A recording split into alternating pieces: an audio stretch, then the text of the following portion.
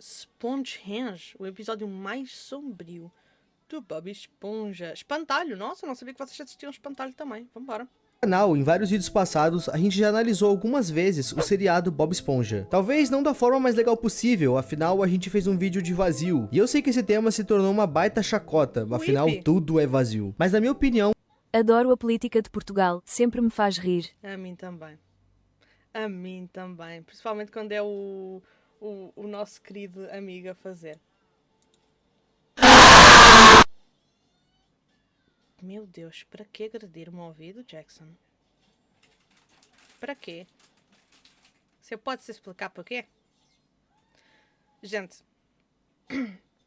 Nossa, agora apetecia muito ver este vídeo do Fiori, do vazio no Garry's Mod. Eu vou guardar para a gente ver no outro dia. Mas... Meu Deus, desculpem. Seu... Tranquilo, tranquilo, Jackson. Mas... Se vocês quiserem que eu veja vídeos do Ewipi, porque eu gosto muito dos vídeos do Ewipi, mano, digam, que eu vou adorar. Diga ao pessoal do chat e diga ao pessoal aí embaixo nos comentários do YouTube. Let's go. Um vídeo de vazio bem feito consegue ser um ótimo vídeo no fim do dia. A Fenda da Pedra, o Turno Macabro são ótimos exemplos de episódios incômodos de Bob Esponja. Mas vocês sabiam que o fim da Fenda do... E caso vocês não saibam, nós já vimos 2 vídeos sobre esses 2 momentos. Do Turno da Noite e da Fenda da Pedra. Então, quem não viu, vai aí procurar no canal. Ou então vou deixar no card ali em cima daquele lado, ok?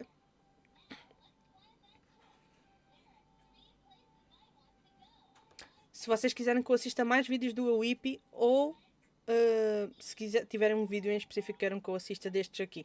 Assim, de teorias e coisas do tipo. Do biquíni e a morte do... Para quem não sabe, o Ewipi foi quem fez ele fez um vídeo sobre o Vita Carnes, por isso já. Bob Esponja já foram apresentadas de forma canônica há muito tempo no seriado, da forma mais trágica possível. Sim, isso é verdade. E nesse vídeo a gente vai voltar lá na 5ª temporada, no episódio 19, pra entender como a Spongehenge se tornou o último resquício de vida de Bob Esponja. Antes da gente se aprofundar mais sobre o episódio, eu quero explicar o que significa a Spongehenge. Isso porque esse nome tá referenciando algo da vida real, a Stonehenge, aquela famosa estrutura de pedras que fica na Inglaterra. Tu certamente já viu uma foto dela por aí. Os vídeos que mandei, isso sim. Vídeos de 1 hora, né, Sérgio? Stonehenge, aquela famosa estrutura de pedras que fica na Inglaterra. Tu certamente já viu uma foto dela por aí. Ela é uma estrutura composta por ciclos de pedras que tem cerca de 5 metros de altura. E bom, essa estrutura é um dos maiores mistérios que a humanidade já encontrou na era moderna. Isso porque na época que ela foi construída, não existiam ferramentas nem guindastes. Todas essas pedras que pesam toneladas foram carregadas por mãos humanas há milhares de anos atrás. Isso aqui é uma meio pirâmides do Egito. Quem construiu? Foram aliens, gigantes? Não se sabe. E isso compactua para que a Stonehenge se torne um grande mistério, fora que ela é bem bonita. Tirando esse misticismo em torno da sua construção, tem mais uma curiosidade que faz com que essa estrutura se torne algo enigmático. No dia 21 de julho, o Sol nasce alinhado com a pedra principal, criando esse efeito interessante. E por que isso aumenta o mistério dela? O Sol nascer alinhado com ela dá a entender que a construção dessa estrutura foi premeditada, pensada, não foi o acaso. Isso porque quem construiu pensou em fazer com que ela se alinhasse com o Sol. Pois é. Teorias e mais teorias. Ela foi construída durante 3 fases, e a ciência teoriza que demorou em torno de 2 anos para que essa coisa fosse concluída, muito devido ao peso das pedras. Enfim, essa intro foi um pouco grande, mas tirando o significado da Stonehenge na vida real, vamos entender o significado da Spongehenge no Bob Esponja. Let's go. Mano, adoro, os vídeos do Ewipi são lindos.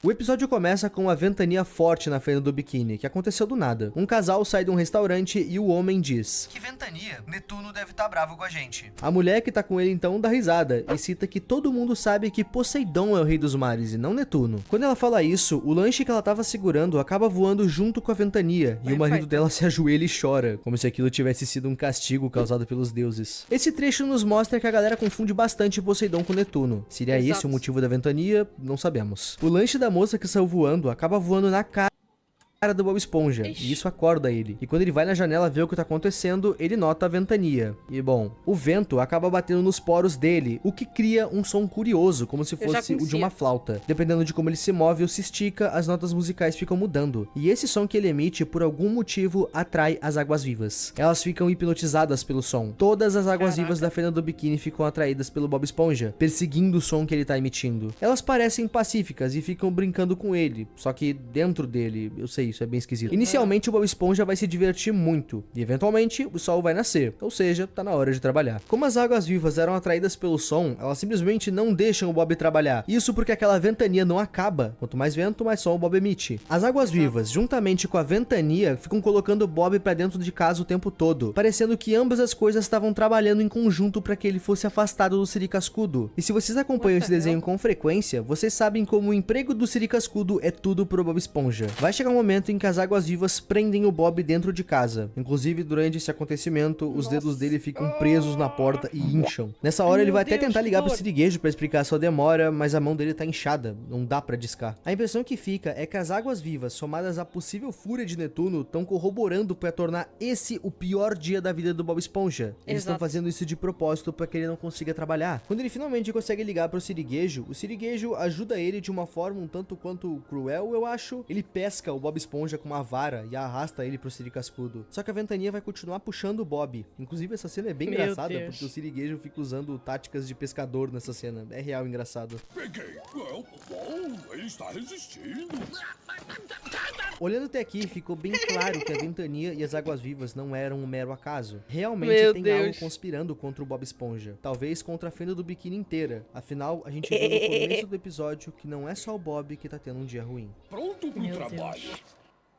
Coitados. Eventualmente, o Bob Esponja consegue chegar no trabalho. E enquanto trabalhava, a ventania conseguiu bater dentro da cozinha, fazendo com que os poros dele tocassem a música de novo. E é a partir daí que as coisas começam a ficar ainda mais estranhas. Isso porque o vento que antes soprava pessoas, agora tem o poder de soprar casas. As águas vivas são atraídas até o Siri Cascudo, e o Siri Cascudo inteiro é assoprado para longe, junto com o Bob Esponja, que acaba voando até a casa do Patrick. Obviamente, junto do Bob vieram as águas vivas, e elas acabam eletrocutando o Patrick. E isso deixa ele bem irritado, num nível que ele expulsa o Bob Esponja da casa dele, dizendo que ele é uma má influência. O Patrick é o melhor amigo do Bob. Por que ele consideraria ele uma má influência? Mais uma vez, parece que ninguém quer o Bob por perto nesse episódio, nem mesmo o seu melhor amigo. Bom, pela primeira vez no episódio, o vento vai parar. Logo, a música que o Bob emite também. E isso irrita as águas vivas, que eletrocutam o Bob. E bom, sem ter o que fazer, ele se esconde dentro de uma caverna. E dentro dessa caverna, ele vai tentar bolar um plano para despistar as águas-vivas de vez. E formar esse plano é um pouco difícil, tanto que o Bob cria barba e um grande cabelo nesse trecho. E claro, ele faz um amigo. Uma literal estátua de pedra que ele fez dele mesmo. Uma parada bem o filme Náufrago. Essa cena a gente vê que o Bob tá bem pancada já. Ele fica conversando e tomando chá com a estátua. Essa coisa se tornou a sua única amiga. E bom, é durante esse momento de chá que o Bob vai notar uma coisa bem importante. A estátua dele também produz sons quando o vento passa pelos buracos dela. Só para ter certeza dessa nova descoberta, o Bob decide colocar ela do lado de fora para tentar atrair as águas-vivas e então assim conseguir escapar. Só que a estátua não produzia um som tão bom quanto o do Bob. Ela produz som, mas um que ao invés de atrair, afasta as águas-vivas. E isso deixou elas bravas naquele momento. O Bob decide então construir mais estátuas de vários tamanhos, tudo para que o som produzido por cada uma delas fosse diferente um do outro. Eventualmente ele iria achar o som certo. Dito e feito. Depois de terminar todas elas, ele coloca as estátuas em círculo, no mesmo padrão da Stonehenge. E o plano dele incrivelmente funciona. As águas-vivas realmente ficaram atraídas e se divertiram com as estátuas, deixando uma brecha pro Bob escapar. E é agora que o grande clímax desse episódio chega. Vendo que o plano funcionou, o Bob fica muito feliz e sai correndo do campo de águas-vivas até a Fenda do Biquíni. Mas quando ele chega lá, ele encontra o Siri Cascudo enterrado na areia, no melhor estilo planeta planeta dos macacos. Sabem a fenda do Caraca. biquíni? Amigos, moradores, Gary, tudo que o Bob conhecia se foi. Ele ficou tempo demais naquela caverna. Talvez mais tempo do que precisava. Nada nem ninguém que ele conheceu existia mais. Tudo foi Nossa, esquecido mano. com o tempo. O tempo que ele estava longe condenou a vida que ele tinha. Quando ele percebe que somente ele ainda existe, ele se desespera. E sabem qual a parte mais estranha desse episódio? Isso não é um sonho, isso não é um conto, isso aconteceu. E a gente ainda tem um skip de Caraca. tempo de 3.000 anos. Nesse skip, nós vemos aliens indo visitar a Stonehenge e não fazendo a menor ideia do que aquela construção significa ou simboliza. E fica uma sensação esquisita, porque se a gente fizer um paralelo com a vida real, a Stonehenge Caraca. simboliza o desespero de alguém que estava tentando fugir de um local para viver a sua vida normalmente de novo. E anos depois, aquele monumento foi encontrado. Os aliens não sabiam o que ela simbolizava. Agora, usem essa lógica para Stonehenge. Será que isso simboliza uma guerra? Uma luta? Uma vida? Uma morte? Uma filosofia? A gente não vai saber. Nesse episódio, assim como Exato. todo mundo, o Bob Esponja morreu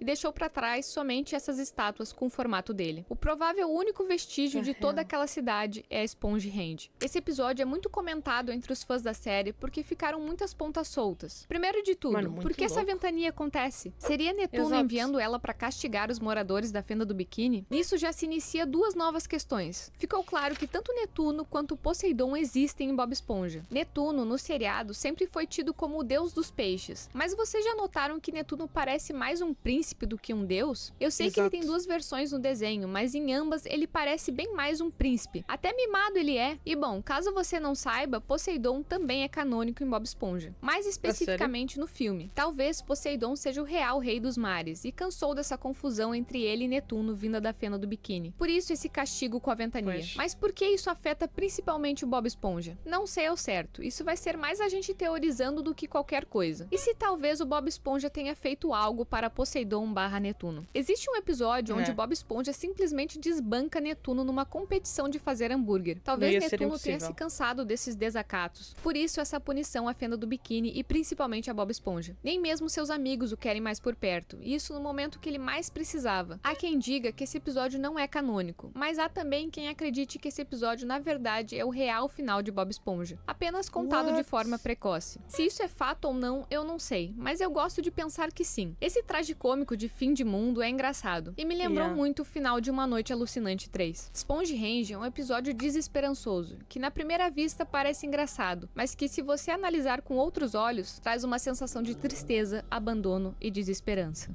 Yeah. Povinho, comentem ideias de episódios ou desenhos Louco que vocês o filme, gostariam o que a vídeo. gente analisasse. E se tudo der certo, a gente se vê na semana que vem. Muito obrigada por verem esse Valeu. vídeo até aqui. O meu nome é Estelmi e tchau! Tchau. Mano, muito bom. Eu gosto muito deste canal. Eu assisto na minha conta pessoal e o Espantalho, o Hippie e tem uns outros que eu assisto também. Ó, estão a ver? O Hippie fez SpongeBob Pandemic, a Fórmula Secreta do Hambúrguer de Siri, que são tudo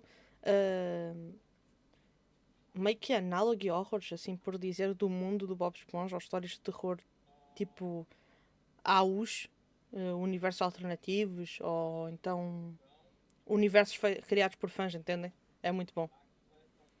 Tem este, por exemplo, do Pukaduke, muito bom este episódio. Eu já vi este episódio do Pukaduke. Maravilhoso, adorei o vídeo. Eles são muito bons, gosto muito do conteúdo deles.